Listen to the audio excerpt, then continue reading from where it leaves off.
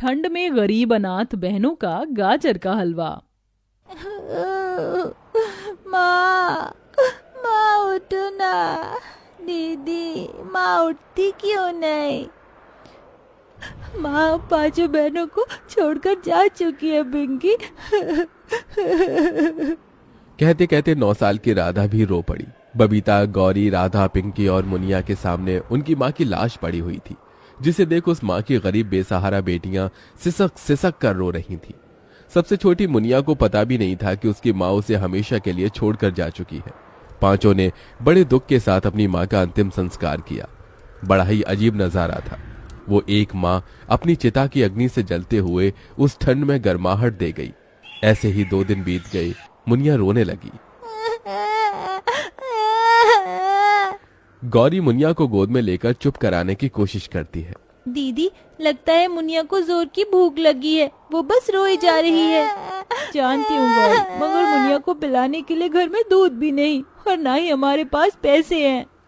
तभी बबीता राशन के डिब्बे देखती है जिसमें उसे जरा सा चावल मिलता है, जिसे देख वो डबडबाई आंखों से कहती है, एक काम करती हूँ, इसका गीले चावल बनाकर सबको खिला देती हूँ। कम से कम इससे मेरी भूखी बहनों के पेट में कुछ तो जाएगा। बबीता चूल्हे का धुआं झेलकर भात बनाने लगती है और उसकी बाकी की बहनें ठंड में ठिठुरते हुए भूख भरी आंखों से उसे देखती हैं। देखो, चावल बन गया मेरी बहनों, आओ खाते हैं। सबको भूख इतनी थी कि सब खाने लगी और बबीता एक एक दाना दूध मुही मुनिया के मुंह में भी डालती। तभी एकदम से उन्हें गाजर के हलवे की खुशबू आती है। दीदी, लगता है किसी के घर गाजर का हलवा बन रहा है। याद है माँ हमारे लिए ठंड में कैसे खोया मावा डालकर गाजर का हलवा बनाती थी? हाँ पिंकी, याद है, मगर अब हमारे दुख के दिन चल रहे हैं। अब हम बहनों को ही एक दूसरे का ख्याल रखना है। इसके बाद पांचों सो जाती हैं। तभी आधी रात को पांचों ठंड से ठिठुरते हुए सो जाती हैं। तभी एकदम से आधी रात को बर्फ का तूफान उठता है। हे भगवान, कितनी जोर से बिजली चमक रही है। गौरी, पिंकी, राधा, उठो, हमें घर से निकलना होगा।